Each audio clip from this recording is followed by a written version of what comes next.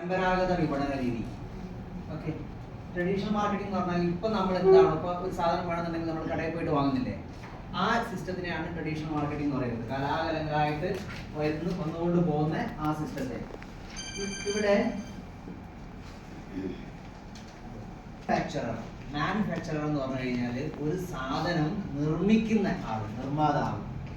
അതായത് നമ്മളിപ്പോൾ എന്തെങ്കിലും ഒരു പ്രൊഡക്റ്റിന്റെ പേര് പറയുക, നമ്മൾ ഉപയോഗിക്കുന്ന എന്തെങ്കിലും ഒരു പ്രൊഡക്റ്റ്, ചെരുപ്പ്, ചെരുപ്പിന്റെ ഉണ്ടാക്കുന്ന ആളുകൾ അല്ലെങ്കിൽ ഉണ്ടാക്കുന്ന സ്ഥാപനം, അതിനെയാണ് മാനുഫാക്ചർ എന്ന് പറയാം. ഇപ്പോൾ ഉജാല ഉണ്ടാക്കുന്ന ആ സ്ഥാപനം അല്ലെങ്കിൽ ആ വ്യക്തി, അവരെയാണ് മാനുഫാക്ചർ എന്ന് പറയാം. ഇവരാണ് ഒരു സാധനം നിർമ്മിക്കുന്നത്. ഓക്കെ, ഇവർ നിർമ്മിച്ചു കഴിഞ്ഞാൽ അത് നേരെ C&F ഏജന്റ് എന്ന് പറയും. C&F ഏജന്റ് എന്ന് പറഞ്ഞാൽ ക്യാരിങ് ആൻഡ് ഫോർവേഡിങ്. അതായത് ക്യാരി ചെയ്ത് വെക്കുന്നത്, ക്യാരി ചെയ്യാന്ന് പറഞ്ഞു കഴിഞ്ഞാൽ ശേഖരിച്ച് വെക്കുന്നതും ആൻഡ് ഫോർവേഡിങ് വെച്ചാൽ ബാക്കിയുള്ള ആളുകളിലേക്ക് മൂവ് ചെയ്യുന്നതും എത്തിക്കുന്നതും, അതിന്റെ ഷോർട്ടാണ് C&F എന്ന് പറയുന്നത്. ക്യാരിങ് ആൻഡ് ഫോർവേഡിങ് ഏജന്റ് എന്ന് പറയാം. അപ്പൊ ഒരു സാധനം, ഇപ്പൊ ഇന്ത്യയിലാണ് ഈ സിസ്റ്റം ഡെവലപ്പ് ആകുന്നത് വിചാരിക്കാം. ഇന്ത്യയിൽ ഇപ്പൊ ഒരു ബ്രാൻഡ് സാധനം, ഒരു ചെരുപ്പായിക്കോട്ടെ അല്ലെങ്കിൽ മറ്റെന്തോ ആയിക്കോട്ടെ, എന്ത് സാധനം ആയിക്കോട്ടെ, അത് നിർമ്മിക്കുന്ന ഒരു സ്ഥാപനം.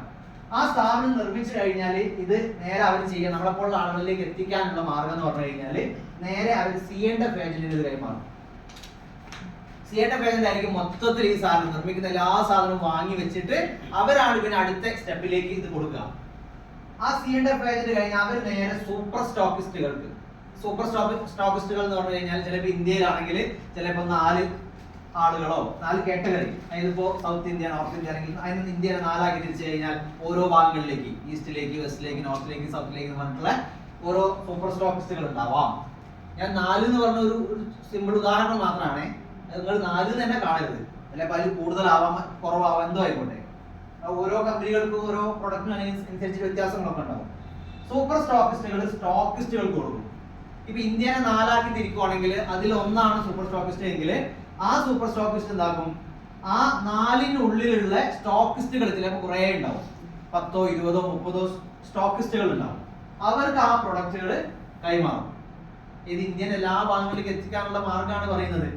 സൂപ്പർ സ്റ്റോക്കിസ്റ്റുകൾ ഹോൾസെല്ലർക്ക്, അതായത് നമ്മളിപ്പോ ഒരു കട നടത്തുന്ന ആളാണെങ്കിൽ ഹോൾസെയിലർ എടുത്ത് പോയിട്ടാണ് നമ്മൾ വാങ്ങുന്നത്. ആ ഹോൾസെയിലർ എന്ന് വെച്ചാൽ ആ ഏരിയയിലേക്ക് മൊത്തം കൊടുക്കാൻ വേണ്ടിയിട്ട് ബൾക്കായിട്ട് സാധനം സൂക്ഷിക്കുന്ന ആളുകൾ, അവർക്ക് കൈമാറും. ആര് കൈമാറും? പറയുന്ന കാര്യങ്ങൾ എത്തുന്നുണ്ടോ, അതിലേക്ക് കയറുന്നുണ്ടോ? അതായത് ഇപ്പൊ നിങ്ങളുടെ ആ ഇതുമായിട്ട് കണക്ട് ചെയ്താൽ മതി. ഇപ്പൊ ലാബിലാണ് വർക്ക് ചെയ്യുന്നതെങ്കിൽ ലാബിലേക്കുള്ള എന്തെങ്കിലും ഒരു ഉപകരണം, ഇപ്പൊ ടെസ്റ്റ് ട്യൂബ് ഒക്കെ ഉണ്ടാവില്ലേ, ഈ ടെസ്റ്റ് ട്യൂബ് ഉണ്ടാക്കുന്ന കമ്പനി ഇന്ത്യയിൽ ഏതോ ഒരു കമ്പനിയായിട്ട് ഉണ്ടാക്കിണ്ടാവാം, അല്ലെങ്കിൽ ഒന്നും കൂടുതൽ കമ്പനികൾ ഉണ്ടാവും.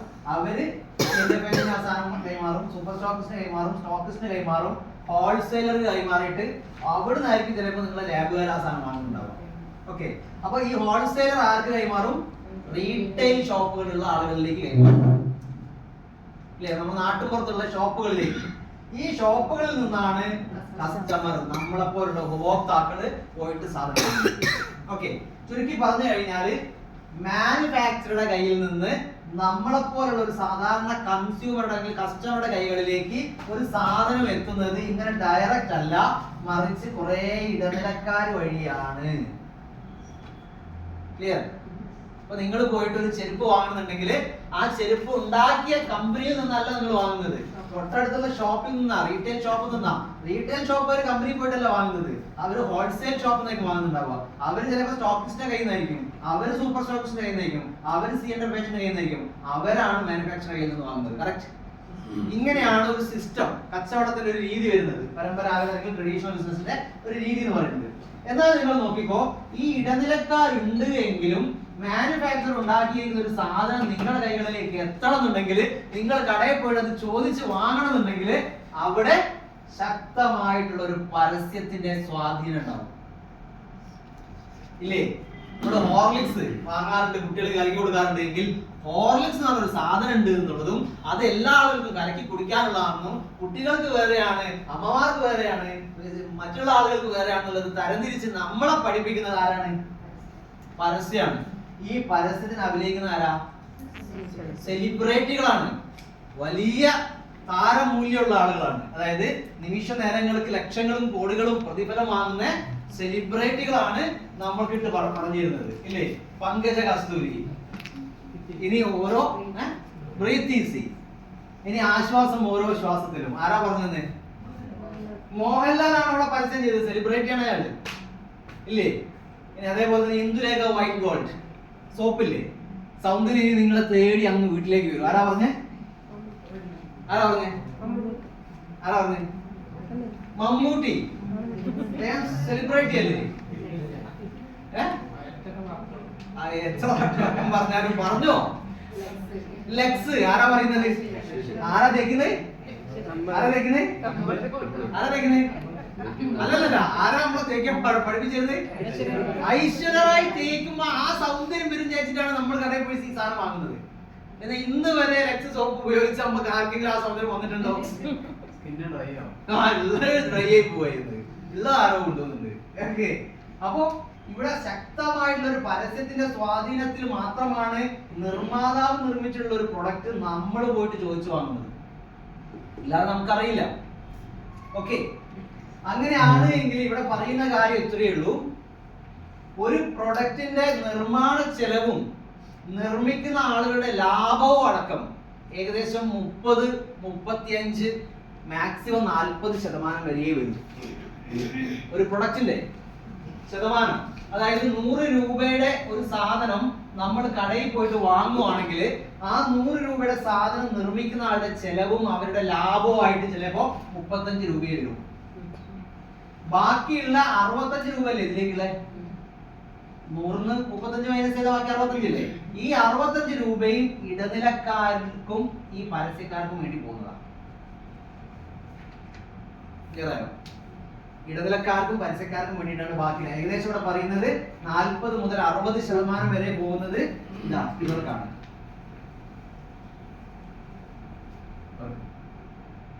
ഈ ഇടനിലക്കാരായിട്ട് പ്രവർത്തിക്കുന്ന ആളുകൾക്കും പരസ്യം ചെയ്യുന്ന ആളുകൾക്കും വേണ്ടിയിട്ടാണ്. പങ്കജ കസ്തൂരിയുടെ പരസ്യത്തില് മോഹൻലാൽ അഭിനയിച്ചപ്പോ കോടികൾ ഞാൻ കൊടുക്കേണ്ടി വന്നു. കണ്ണൻ ദേവൻ ടീ ഇനി ഓരോ കൂടുമ്പോ ചായയുടെ ടേസ്റ്റും കൂടും. അത് പറയുന്നതിൽ കോടികൾ ഞാൻ കൊടുക്കേണ്ടി വരും. ഈ കോടികൾ ആരാ കൊടുക്കുന്നത്? നമ്മളാണ്. വാങ്ങി ഉപയോഗിക്കുന്ന കസ്റ്റമർ ആണ് പൈസ കൊടുക്കുന്നത്. നമ്മള് 35 രൂപയുടെ സാധനം 100 രൂപ കൊടുത്ത് വാങ്ങുന്ന സമയത്ത് 65 രൂപയും പോകുന്നത് ഇവർക്കാണെന്ന്. ക്ലിയറായോ? ഇതാണ് ശരിക്കും യഥാർത്ഥത്തിൽ ഇപ്പൊ സംഭവിച്ചുകൊണ്ടിരിക്കുന്ന ട്രഡീഷണൽ ബിസിനസ് എന്ന് പറയുന്നത്. Correct, traditional business.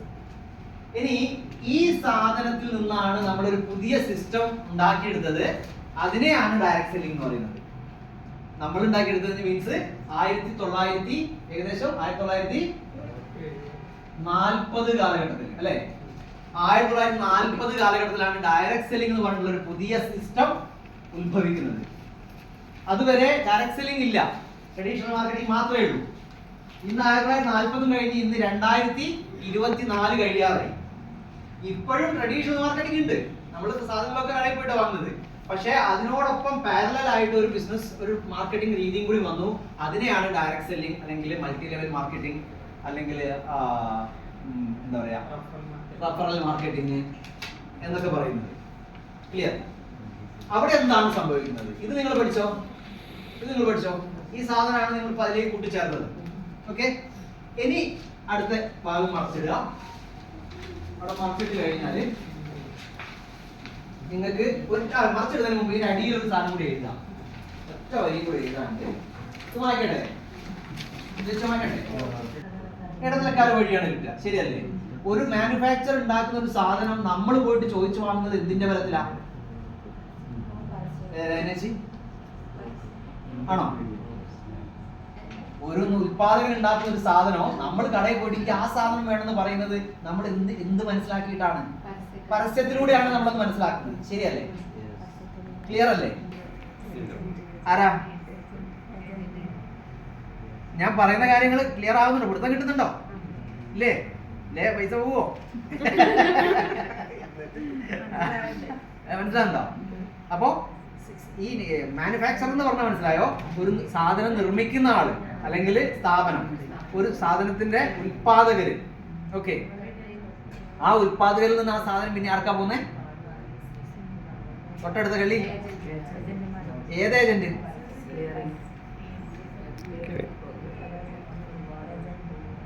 മനസ്സിലാകുന്നുണ്ടോ? ഇങ്ങനെ പറയുന്നത് സി എഫ്, ഇങ്ങനെ പറയുന്നത്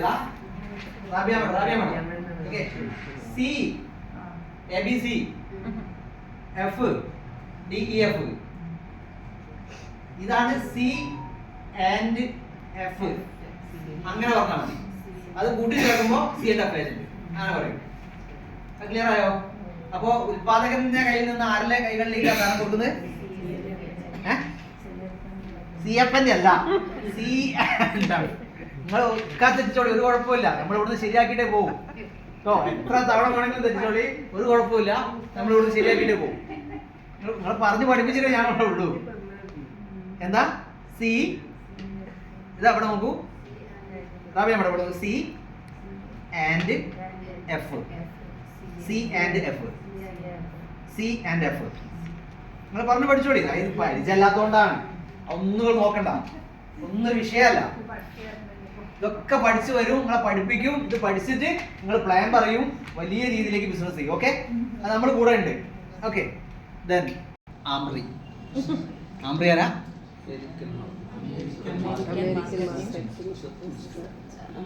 കറക്റ്റ് ആങ്ങള് പറഞ്ഞത്.